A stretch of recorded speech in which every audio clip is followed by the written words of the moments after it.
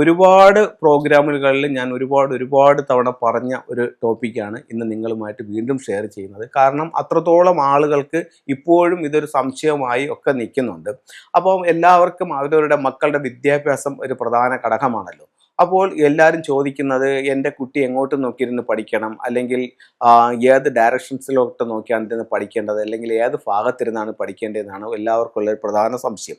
അപ്പം നമ്മൾ രണ്ട് ശാസ്ത്രങ്ങളാണ് ഇതിനകത്ത് കൈകാര്യം ചെയ്യുന്നത്. ഒന്ന് നമ്മുടെ ഭാരതത്തിൻ്റെ വാസ്തുവും ഒന്ന് ചൈനീസ് വാസ്തുകലയായ ഫെങ്ഷുയും. അപ്പോൾ ഇതിൽ രണ്ടിലും രണ്ട് കാര്യങ്ങൾ പറയുന്നുണ്ട്. അത് രണ്ടും ഞാൻ നിങ്ങളുമായിട്ട് ഷെയർ ചെയ്യാം. ഒന്ന്, നമ്മുടെ വാസ്തുപ്രകാരം നമുക്ക് പഠിക്കാനായിട്ട് ഒന്ന് കിഴക്കോട്ട് നോക്കിയിരുന്ന് പഠിക്കുകയോ അല്ലെങ്കിൽ വടക്കോട്ട് നോക്കിയിരുന്ന് പഠിക്കുകയോ ചെയ്യുകയാണെങ്കിൽ ബുദ്ധി തെളിയുകയും നമുക്ക് പെട്ടെന്ന് കാര്യങ്ങൾ മനസ്സിലാക്കാൻ പറ്റുമെന്ന് വാസ്തുവിൽ പറയുന്നു. അതേസമയം ഫെങ്ഷുയിൽ പറയുന്നു, നമ്മൾ ഓരോരുത്തരും ജനിച്ച വർഷം എടുത്തിട്ട് അതിൽ നിന്ന് നമ്മുടെ കുവാ നമ്പർ കണ്ടുപിടിക്കുക. ആ കുവാ നമ്പർ അനുസരിച്ചിട്ട് ഓരോ കുവാ നമ്പറിനും 4 ലക്കി ഡയറക്ഷനും 4 അൺലക്കി ഡയറക്ഷൻസും ഉണ്ട്. അപ്പോൾ അതിൽ നമ്മുടെ ലക്കി ഡയറക്ഷൻസിൽ ഒരെണ്ണം നമ്മുടെ വിദ്യാഭ്യാസവുമായി ബന്ധപ്പെട്ടിട്ടുള്ളതാണ്. അത് 4ാമത് വരുന്ന ഡയറക്ഷനാണ്. അപ്പം ആ ഡയറക്ഷൻ ചൂസ് ചെയ്യുക എന്ന് പറയുന്നു. ഇപ്പോൾ ഒരു ഉദാഹരണത്തിന് പറയാം. കുവാ നമ്പർ 8 വന്നിരിക്കുന്ന ഒരു വ്യക്തിയെ സംബന്ധിച്ചിടത്തോളം ഇദ്ദേഹത്തിൻ്റെ വിദ്യാഭ്യാസത്തിൻ്റെ ദിക്കെന്ന് പറയുന്നത് നോർത്ത് ഈസ്റ്റ് ആണ്. അപ്പോൾ നമ്മുടെ വാസ്തുവിൽ എന്താ പറയുന്നത്, നോർത്താണ്. അപ്പോൾ ഇത് ഈ ഫംഗ്ഷൻ പ്രകാരം നോർത്തിലോട്ട് നോക്കിയിരുന്നാലോ, ഇത് ഇദ്ദേഹത്തിൻ്റെ ബാഡ് ഡയറക്ഷനാണ്. അപ്പോൾ ഈ ഇരിക്കുന്ന ചെയർ ഒരല്പം ടിൽറ്റ് ചെയ്താൽ, അതായത് വടക്കോട്ടോ കിഴക്കോട്ടോ ഇരിക്കുന്ന ഒരു വ്യക്തിയെ സംബന്ധിച്ച്, ഇതിപ്പോൾ കിഴക്കിലാണ് ഇരിക്കുന്നതെങ്കിൽ ഒരല്പം ടിൽറ്റ് ചെയ്താൽ ഇത് നോർത്ത് ഈസ്റ്റിലേക്ക് പോകും.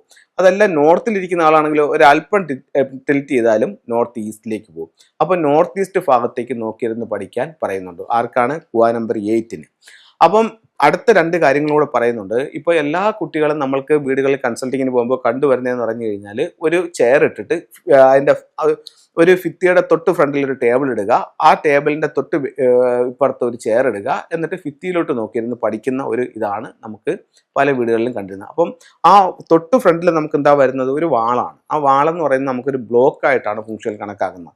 അപ്പോൾ എപ്പോഴും ഫംഗ്ഷനിൽ പറയുന്നത് നമുക്കൊരു ബാക്ക് സപ്പോർട്ടിങ് ഉണ്ടായിരിക്കണം. നമുക്കൊരു വീട് വെച്ച് കഴിഞ്ഞാൽ വീടിൻ്റെ തൊട്ട് പുറകിൽ ഒരു സ്ട്രോങ് ആയിട്ടുള്ളൊരു മൗണ്ടൻ ഉണ്ടായിരിക്കണം. ഇന്നത്തെ കാലത്ത് എല്ലാ മൗണ്ടൻ്റെ ഇതിൽ കൊണ്ട് വീട് വയ്ക്കാൻ പറ്റുമോ? ഇല്ല. അതേസമയം നമുക്കൊരു വല്ല സ്ട്രോങ് ആയിട്ടുള്ളൊരു മറ്റൊരു ബിൽഡിംഗ് ആണെങ്കിൽ പോലും ഒരു മൗണ്ടൻ പോലെ ഇത് വർക്ക് ചെയ്യുമെന്ന് പറയുന്നുണ്ട്. അപ്പോൾ എപ്പോഴും നമ്മളുടെ പുറകു ഭാഗത്ത് നമുക്ക് ഒന്നുകിൽ ഭൂമി ഉയർന്നു നിൽക്കുകയോ അല്ലെങ്കിൽ പുറകു ഭാഗത്ത് നല്ല സ്ട്രോങ് ആയിട്ടുള്ളൊരു കെട്ടിടം നിൽക്കുകയോ ചെയ്യുന്നത് നമുക്കൊരു ബാക്ക് സപ്പോർട്ടിങ് തരും.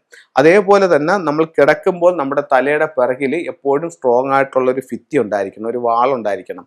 അപ്പോൾ അങ്ങനെയാണെങ്കിൽ അത് നമുക്കൊരു സ്ട്രോങ് തരും. അതുപോലെ തന്നെ നമ്മൾ ഈ ഓഫീസിൽ ഇരിക്കുമ്പോഴായാലും പഠിക്കാൻ ഇരിക്കുമ്പോഴായാലും നമ്മുടെ ബാക്കിൽ സ്ട്രോങ് ആയിട്ടൊരു വാളുള്ളത് നമുക്കൊരു ബാക്ക് സപ്പോർട്ടിങ് തരുമെന്ന് ഫംഗ്ഷനിൽ പറയുന്നുണ്ട്. അപ്പം ഒന്ന്, നമ്മൾ ഒരു ഓപ്പൺ ആയിട്ടുള്ള പ്ലേസിലേക്ക് നോക്കിയിരിക്കുക. 2, ബാക്ക് സപ്പോർട്ടിങ് ഉണ്ടായിരിക്കണം. 3, അത് നിങ്ങളുടെ ഡേറ്റ് ഓഫ് ബർത്ത് അനുസരിച്ചിട്ട് നിങ്ങളുടെ കുവാ നമ്പർ എടുത്ത് നിങ്ങളുടെ എഡ്യൂക്കേഷൻ്റെ ഡയറക്ഷനിലോട്ടായിരിക്കണം നിങ്ങൾ നോക്കിയിരിക്കേണ്ടത്. അപ്പോൾ ഇതാണ് വിദ്യാഭ്യാസത്തെ പറ്റി വാസ്തുവിലും ഫെങ്ഷുയിലും പറയുന്ന കാര്യങ്ങൾ. ഇനി ഈ വിദ്യാഭ്യാസം കുറച്ചുകൂടെ സുഗമമാക്കാനായിട്ട് ഫെങ്ഷുയിൽ എന്തെങ്കിലും ടൂൾസ് ഉണ്ടോ എന്ന് ചോദിച്ചാൽ അതിനെപ്പറ്റി നമുക്ക് നോക്കാം.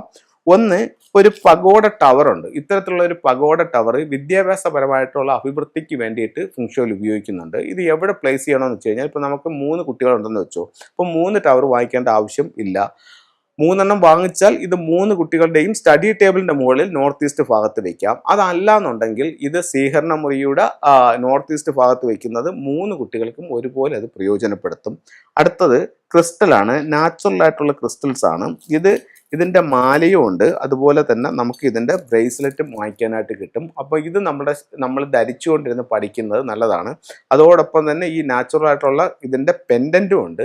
ഈ പെൻഡൻറ്റ് നമുക്ക് ലോക്കറ്റായിട്ട് ധരിക്കാം. ലോക്കറ്റായിട്ട് ധരിച്ചിട്ടിരുന്ന് പഠിക്കുകയാണെങ്കിൽ കൃത്യമായും പഠിച്ച കാര്യങ്ങൾ ഓർത്തെടുത്ത് എക്സാമിന് എഴുതാൻ സാധിക്കുമെന്ന് ഫംഗ്ഷനിൽ പറയുന്നുണ്ട്. അപ്പോൾ ഇത്തരം കാര്യങ്ങൾ നിങ്ങൾക്ക് എല്ലാവർക്കും ഒന്ന് പരീക്ഷിച്ച് നോക്കാവുന്നതാണ്. എല്ലാവർക്കും എല്ലാ ഐശ്വര്യങ്ങളും ഉണ്ടാവട്ടെ എന്ന് പ്രാർത്ഥിച്ചുകൊണ്ട് നിർത്തുന്നു. നന്ദി, നമസ്കാരം.